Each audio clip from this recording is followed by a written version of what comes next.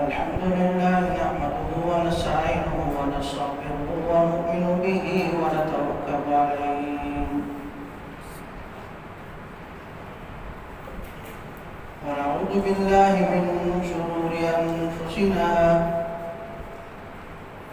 من يهده الله فلا مضل له ومن يضلله فلا هادي له وأشهد أن لا إله إلا الله وحده لا شريك له وأشهد أن سيدنا وسندنا ومولانا محمدا عبده ورسوله أما بعد فأعوذ بالله من الشيطان الرجيم بسم الله الرحمن الرحيم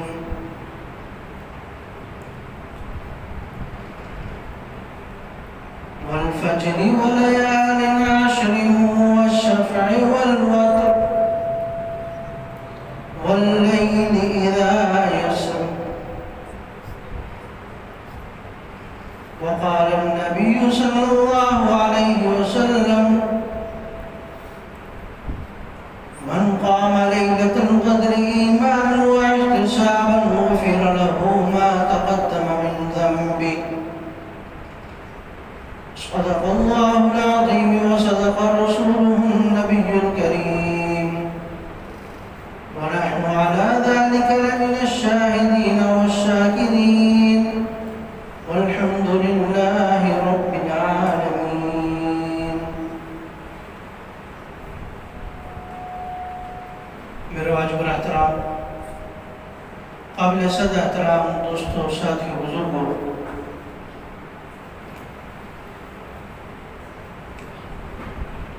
آج رمضان المبارک کا دوسرا عشرہ اپنے اختتام کو ہے،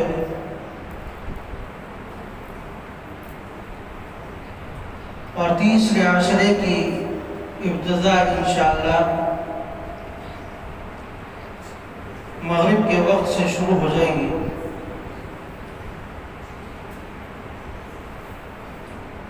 تو اب رمضان المبارک کے بالکل آخری لمحات، آخری عشرہ شروع ہو چکا ہے،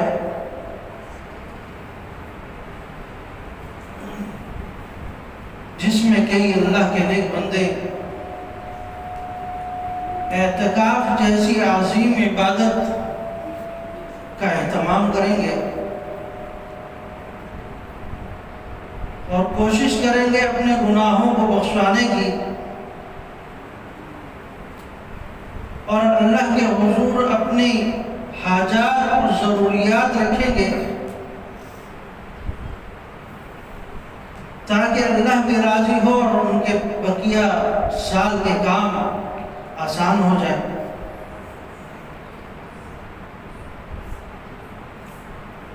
نبی اکرم صلی اللہ علیہ وسلم کی ایک حدیث ہے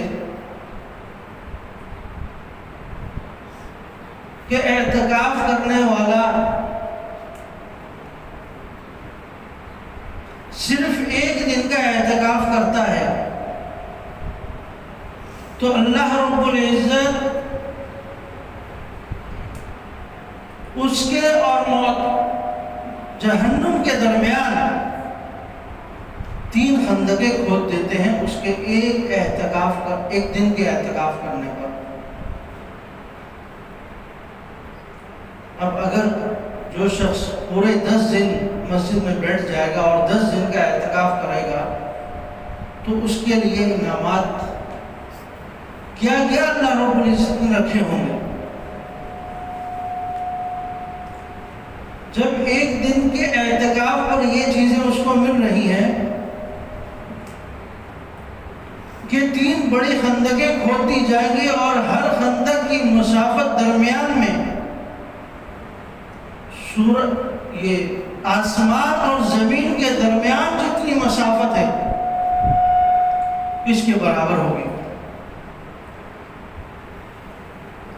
ایک دن کے اعتکاف پر اتنی بڑی اللہ رب العزت کی طرف سے خوشخبری دی جا رہی ہے، جو شخص پورے 10 دن اپنا سارا کام چھوڑ کر اعتکاف کے لیے بیٹھ جائے گا تو اس پر اللہ رب العزت نے کتنے اجر اس کے لیے رکھے۔ اگر ہم ان کو گننا شروع کریں تو شاید ہماری گنتی ختم ہو جائے، لیکن اللہ رب العزت کے دینے والا معاملہ وہ ختم نہیں۔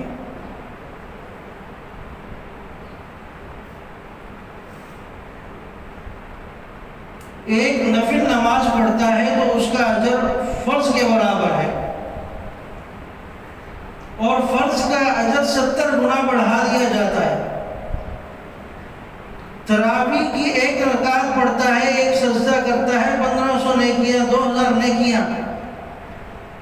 اور یہ سارے عادات جو اللہ رب العزت نے ہمیں بتائے ہیں، یہ صرف ہماری دلجوئی کے لیے، کیونکہ قانون کیا ہے کہ میں کوئی چیز دے رہا ہوں تو مجھے مل کیا رہا ہے، بات اس پر ہوتی ہے۔ لیکن اللہ کے خزانے ان چیزوں کے لیے نہیں ہیں۔ اللہ آپ سے کچھ نہیں لے رہا، آپ کو دے رہا۔ جہاں صرف دینے کی بات ہو تو وہاں اس قانون کو نہیں دیکھا جاتا، اس قانون کی رعایت نہیں رکھی جاتی۔ یہ تو دنیاوی قانون ہے کہ میں کچھ دے رہا ہوں تو اس کے مجھے عوض میں کیا مل رہا ہے۔ یہاں تو سب کچھ اللہ کا ہے۔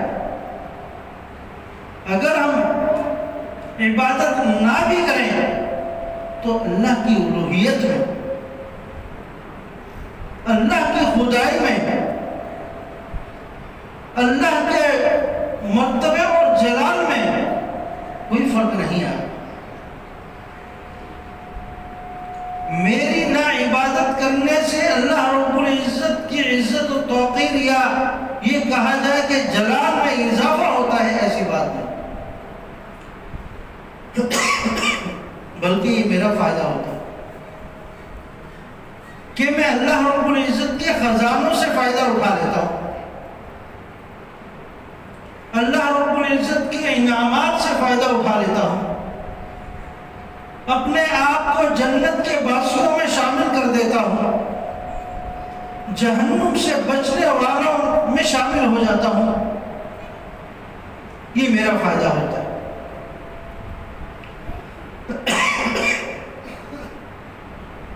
اب رمضان المبارک کے 20 دن گزر گئے، اگر یہ 20 دن ہماری زندگی میں کوئی خاص قسم کی تبدیلی لے کر آئے ہیں تو یہ فائدہ مند ہے۔ اگر ہم اسی طریقے سے اپنا وقت گزار رہے ہیں جیسے پہلے گزر رہا تھا تو یقین مانے ہم نے اپنے یہ 20 دن ضائع کر۔ ہم نبی اکرم صلی اللہ علیہ وسلم کی اس آمین پر جو جبرائیل امین علیہ السلام نے بد دعا کی تھی، تو پھر ہم اس کے مستحق ہو جائیں گے کہ ایک شخص برباد ہو جائے جسے رمضان المبارک کا پورا مہینہ ملے اور اس میں وہ اپنی مغفرت نہ کروا سکے۔ آپ علیہ السلام نے اس پر آمین کہا۔ تو آج اگر 20 دن ضائع ہو گئے تو 10 دن ہمارے لیے غنیمت ہے۔ ان 10 دنوں کو قیمتی بنا کر ہم اپنے 20 دن بھی قیمتی بنا سکتے ہیں۔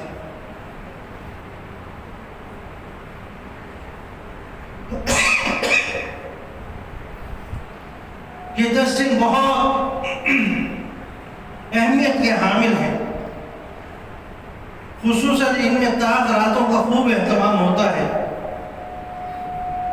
اور اپنی بساط کے مطابق اس میں خوب عبادات، اللہ رب العزت ہمیں اس میں توفیق عطا فرمائے۔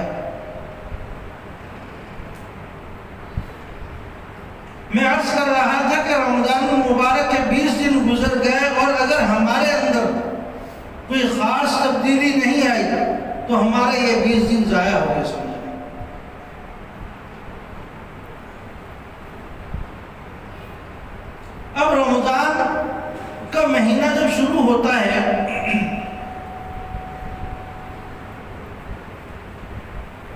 اکثر ہمارے مسجد کے ممبر و محراب سے بھی ایک چیز کی طرف توجہ دلائی جاتی ہے کہ عبادات پر خوب توجہ دی جائے، تراویح پڑھی جائے، صدقات دیے جائے، خوب سے خوب تلاوت کی جائے، نوافل کی کثرت کی جائے، تراویح کا اہتمام کیا جائے، تہجد کا موقع ملے تو اس کو بھی ضائع نہ کیا جائے۔ اس طرح کی باتیں کی جاتی ہیں اور اس میں بڑھنے کی کوشش بھی کی جاتی ہے، ہر بندہ کرتا ہے اپنی۔ عام دنوں میں شاید وہ اتنی پابندی نہ کرتا ہو، لیکن رمضان مبارک میں اس چیز کا اہتمام کرتا ہے۔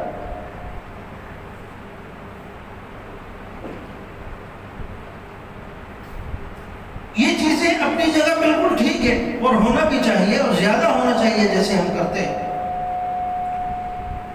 لیکن ان کے ساتھ ایک اہم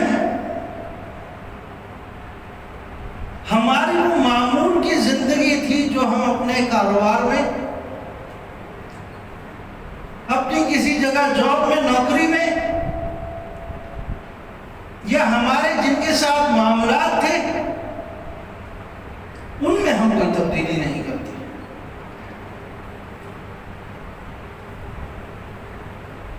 نبی اکرم صلی اللہ علیہ وسلم نے فرمایا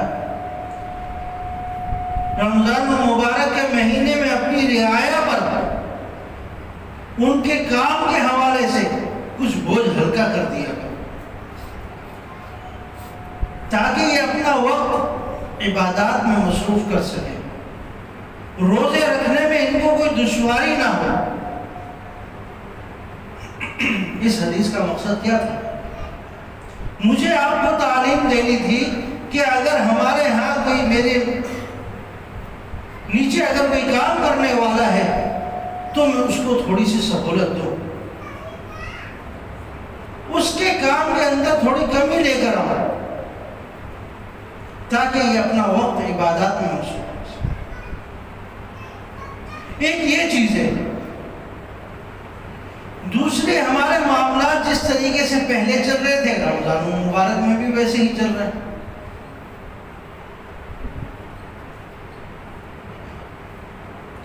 ایک دکاندار جب کوئی چیز بیچ رہا ہے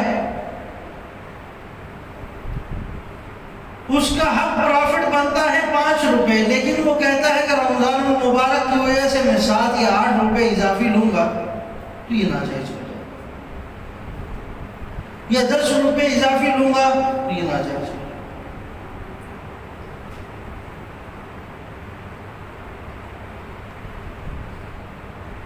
رمضان سے پہلے لوگوں کو دھوکہ دہی کر کر چیز بیچتا تھا، آج بھی ویسی بیچ رہا ہے۔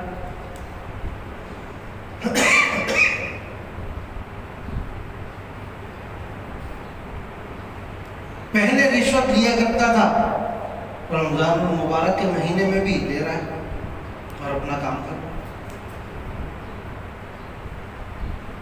کیونکہ بعض گناہ ہم اب معمول پر کرتے جاتے ہیں تو وہ ہمیں گناہ محسوس ہوتے ہی نہیں۔ کیوں؟ پچھلے 11 مہینے سے، سال، 2 سال، 3 سال، 4 سال سے جب سے وہ کام کر رہے ہیں، چلتا آ رہا ہے معاملہ، اور اسی روٹین کے تحت کرتے جا رہے۔ تو رمضان المبارک کے مہینے میں جہاں ہم عبادات پر زور دیتے ہیں تو ان معاملات پر، مالی معاملات میں بھی توجہ دینی چاہیے۔ ان کے آرام کے لیے اپنی رعایا جو ہے، اپنے لوگ ہیں، ان کے آرام کا بندوبست کریں، یعنی ان پر کام کا لوڈ ذرا کم کر دیں۔ اور دوسرا جو اپنے معاملات کر رہے تھے اگر وہ پہلے والے روٹین پر ہیں تو اس پر سوالیہ نشان، وہ آپ کو جہنم سے نہیں بچا سکے گے۔ رمضان المبارک میں رشوت لینے والا اور بے انصافی کرنے والا، دھوکہ دہی سے اپنے مال کو فروخت کرنے والا، مال میں نقص تھا لیکن نہ بتانے والا، اس حالت میں وہ جب دے گا تو میرے عزیزوں پھر کیا اس کے روزے کی اہمیت، روزے کی قیمت، اور روزے پر جو اجر و ثواب ہوگا وہ کہاں ملے گا؟ کئی روزے دار ایسے ہیں جن کو صرف بھوک اور پیاس کے علاوہ روزے سے کچھ حاصل نہیں ہوتا. وہ دن بھر کی بھوک اور پیاس برداشت کرتے ہیں، یہی ان کے عمل کا اجر ہوتا ہے، بس اللہ کی طرف سے اور کوئی اجر نہیں ہے. اب اس کی وجہ کیا ہے؟ کہ یہ شخص جس کو دن بھر بھوک اور پیاس کی مشقت ہوئی، اب اس کو اجر کے اندر صرف یہی مل رہا ہے جو بھوک اور پیاس وہ برداشت کر چکا ہے. وجہ یہ تھی کہ اس نے اپنے دیگر معاملات کو درست نہیں کیا تھا.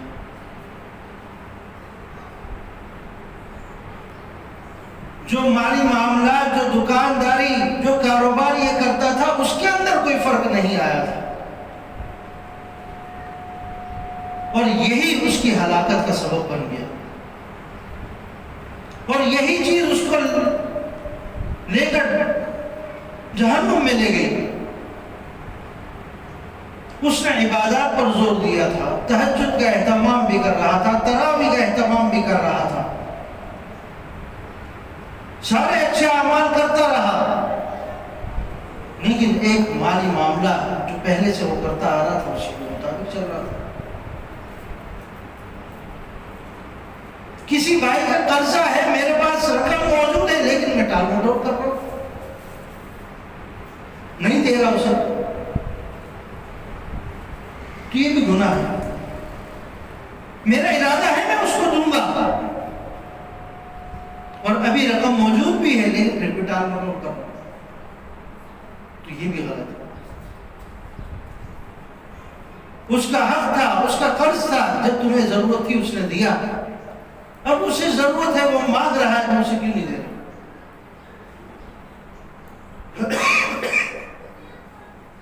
یہ بظاہر چھوٹی چھوٹی باتیں لگتی ہیں، کیونکہ ہم یہ گناہ بار بار کرتے رہتے ہیں، ہمیں یہ محسوس ہی نہیں ہوتا. اور یہ بہت خطرناک چیز ہے، بہت خطرناک عمل ہے کہ بروز قیامت پھر ہمارے سامنے جب یہ چیزیں آئیں گی تو پھر ہم افسوس کرتے ہوئے اپنی انگلیاں چبا رہے ہیں.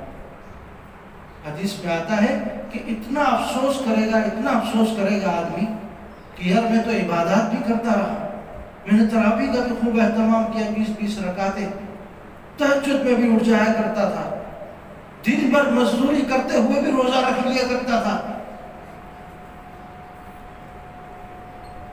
لیکن ان چیزوں کی طرف میں نے توجہ نہیں دی، جس کی وجہ سے میرے سارے اعمال ضائع ہو گئے. اس پر وہ افسوس کرتے کرتے اپنی انگلیاں چبا رہا ہوگا، یہاں تک کھا جائے گا، چبا چبا. حدیث میں آتا ہے کونیوں تک کھا جائیں گے اپنا بازو، اتنا افسوس کرے گا.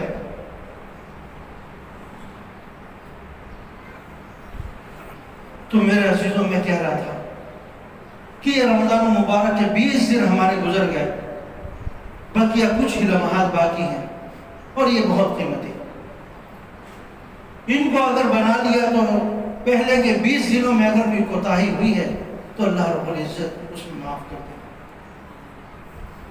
اگر نہیں کر سکا تو پھر نبی اکرم صلی اللہ علیہ وسلم کی آمین، جبرائیل امین علیہ السلام کی بددعا وہ ہمارے لیے کھڑی ہے،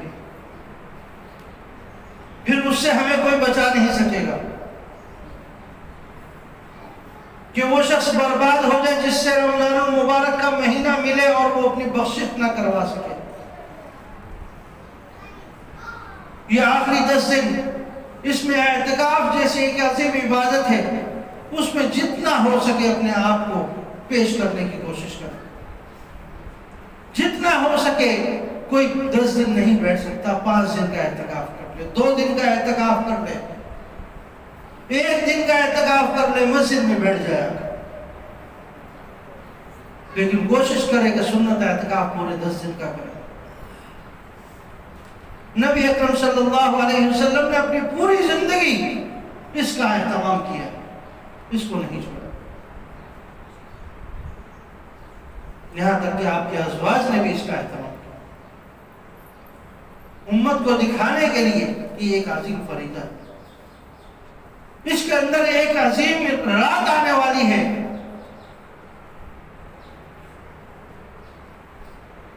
جو 1000 مہینوں سے بہتر ہے۔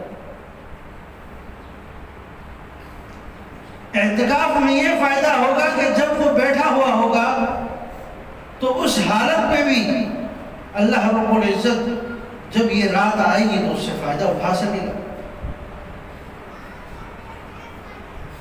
ایک معتکف کا مسجد میں آ کر سونا اس نیت سے کہ میں دوبارہ اٹھ کر عبادت کروں گا، تو اس کا یہ سونا بھی عبادت میں لکھا جاتا ہے کہ یہ آرام کر رہا ہے، غافل ہو کر سو چکا ہے، لیکن اس کی نیت یہ ہے کہ ابھی یہ اٹھے گا اور دوبارہ اللہ کے حضور پیش ہوگا، تو اللہ اس کے آرام کا وقت بھی عبادت میں شامل ہے۔ یہ معتکف جب باہر تھا، مسجد سے باہر تھا، یہ عیادت کیا جاتا ہے، بیمار لوگوں کی عیادت کرتا تھا، غریبوں کی کفالت کرتا تھا، غریب مستحقین کے پاس جا کر ان کے معاملات دیکھا کرتا تھا، رشتہ داروں میں کوئی لڑائی ہو جائے تو اس میں صلح کے لیے جایا کرتا تھا۔ اس طرح کے کئی بڑے بڑے ثواب جو بھی یہ نہیں کر رہا اور اپنی معمول کی زندگی میں کرتا تھا، اللہ رب العزت ان معاملات کے جو اجر و ثواب ہے وہ بھی اس کو معتکف کی حالت میں بھی دے گا، یعنی اس حالت میں بھی اس کے اعمال کے اندر کمی نہیں کی جائے گی جو یہ معمول کے مطابق کرتا رہا ہے، نیک اعمال جو اعتکاف کی حالت میں نہیں کر سکتا، اللہ رب العزت اس کا اجر بھی اسے دے گا۔ تو میرے عزیزوں، اللہ کے خزانے کھلے ہوئے ہیں،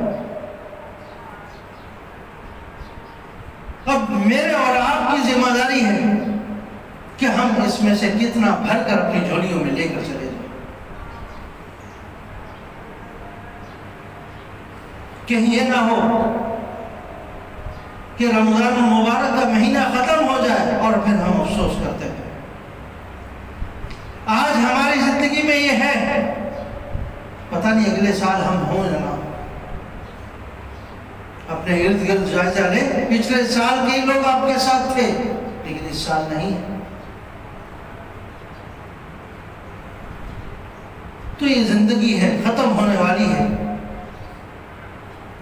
کسی بھی وقت ختم ہو جائے گی، لیکن عقل مند شخص وہی ہے جو ان سے فائدہ اٹھا لے، جو انہیں اپنے بقیہ لمحات کو قیمتی بنا لے، اپنے کو اللہ کے حضور پیش کر دے، ندامت کے 2 آنسو بہا لے، اس پر اللہ رب العزت اس کے لیے جنت کے پروانے جاری کرتے ہیں۔